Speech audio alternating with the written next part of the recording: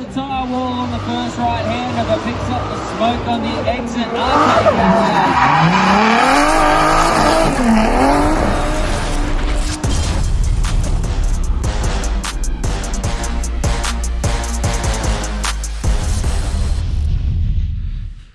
Welcome back to Arcade Garage. So, we got a lot to talk about in this episode. Round 1 of the D1WA Pro Comp season in this beast of a car. Now, if you guys don't remember, I was talking about having oil pressure issues, and that continued, and I found out why.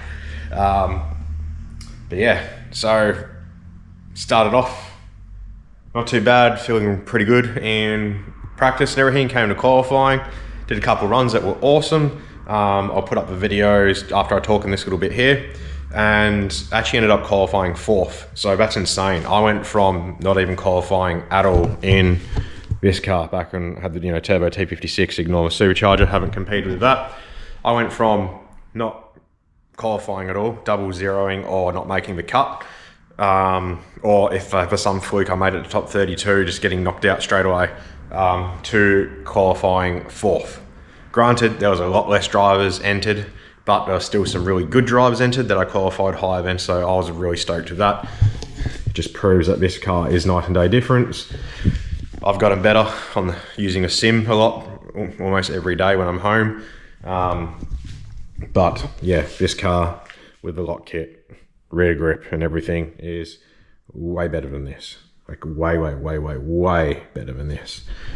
So yeah, so I'm gonna put the qualifying videos up there, and then we're gonna come back and we're gonna talk about what happened after that.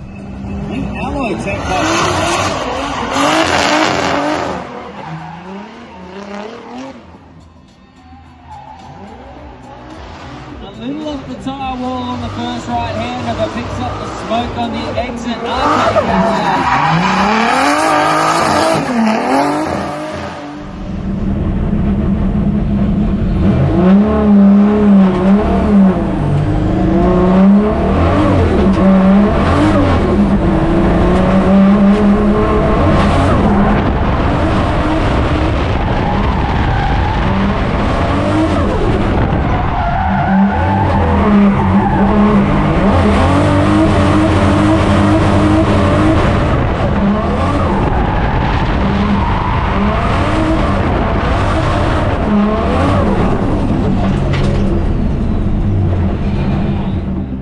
Arcade Kirkham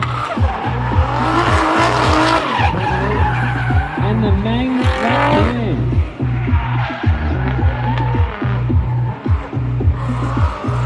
Really impressive little 6-cylinder here.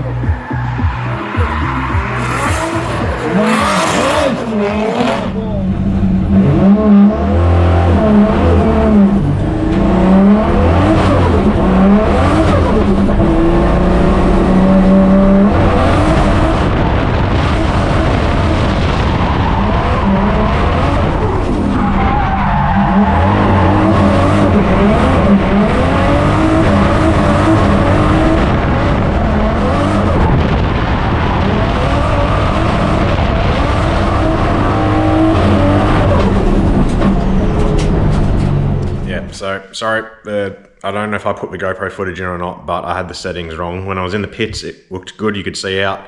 When I got out to the track, then you couldn't see out the windows. So I didn't use that footage or it was junk, so you just got the outer car ones, or one of them or two of them, I don't know, whatever ones I put up. But anyway,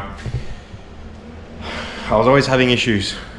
I was starting a car, oil pressure would be like 0, 2 psi, 8 psi, whatever. I'd have to kind of rev it, and then it would come up, or it would be like idling at like 18-ish psi, and then gradually over time it would start to raise back to where it was meant to be.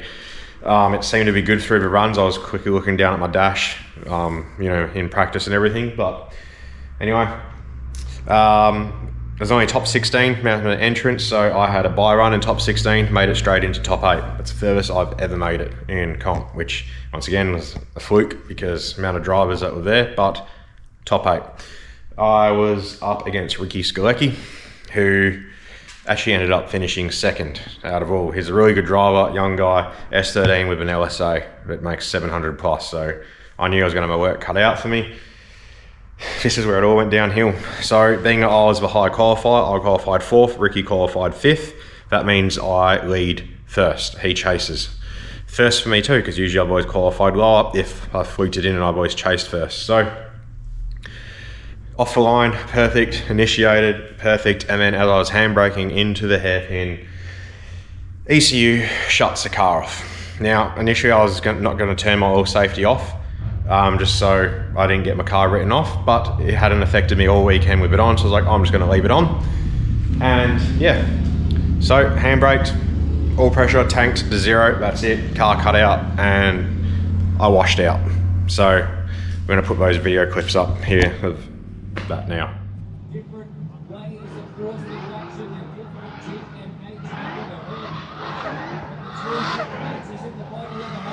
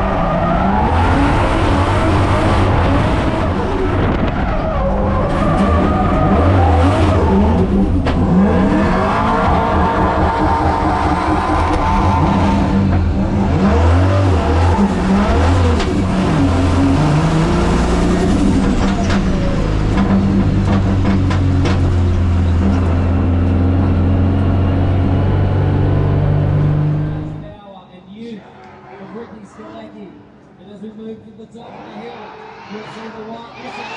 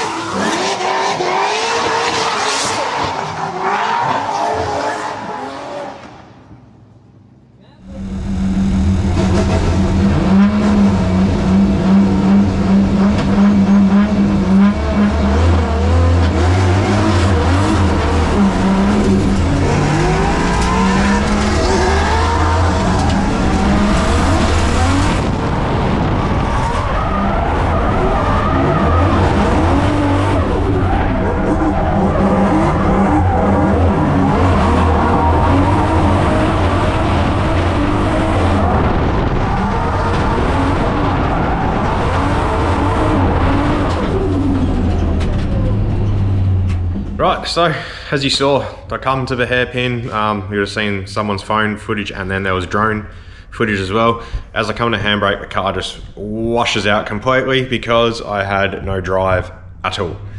Because, man, yeah, dumped the clutch, nothing happened, had to then notice it was stalled. Obviously I couldn't hear much because I had Ricky's car right next to me, you know, got a helmet on.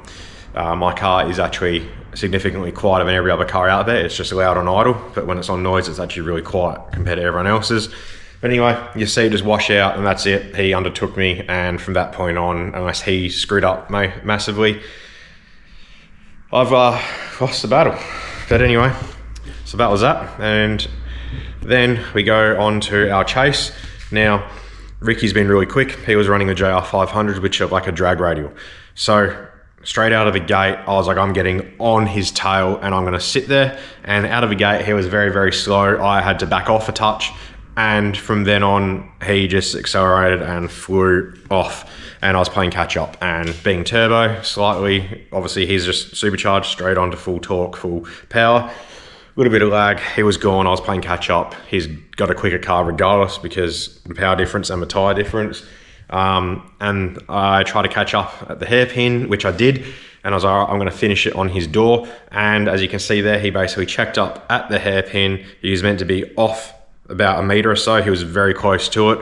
So as he checked up, I had to check up, and then the same thing again. He was just able to just pull away. He was basically straight and was able to just clutch dump and pull out. And then from there, he was making the most amount of smoke all weekend. So I was left in the smoke. So I actively chased but stayed back because I couldn't see where I was, and that was that. He got the win regardless. So he would have beat me anyway. He's a better driver than me, but I would have liked to have lost from 2 even fair battles.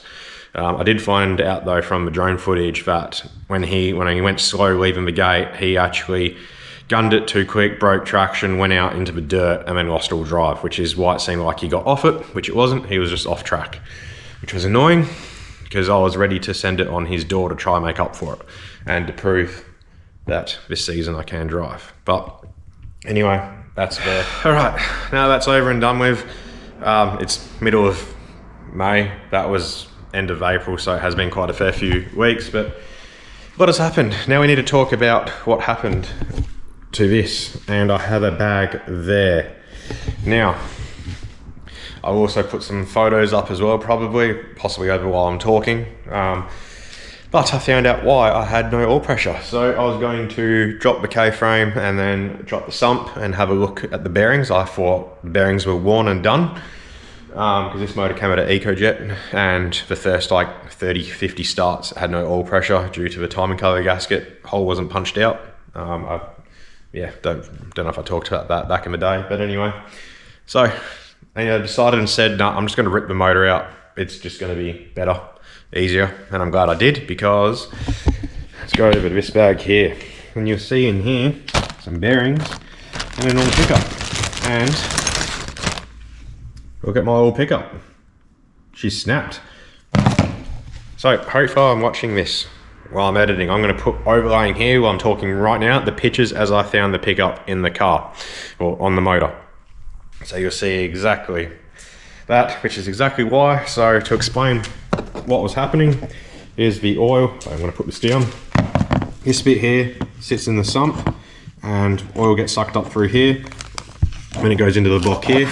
Basically, the oil was getting sucked up through here and then exiting straight out there instead of going through the block, through the timing cover, into the oil pump and back out to the motor, which also explains why I was having low oil pressure. I mean, as I'd rev, it would gain some because the flow was flowing too quick to go through here. And while it was idling for a while, it would start to gain pressure as well. I'm just assuming just from the volume of flow, maybe, who knows. But yeah, my bearings from all this ended up being absolutely cooked. So my mate Sam, who actually assembled EcoJet's motor, which is in this car now, got him round and he did the bearings for me, mains and the rods, so they're all new. But let me just pull out a couple of these. So I don't know how well you guys are going to be able to see.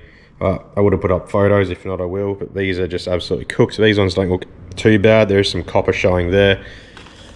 The mains were pretty done as well.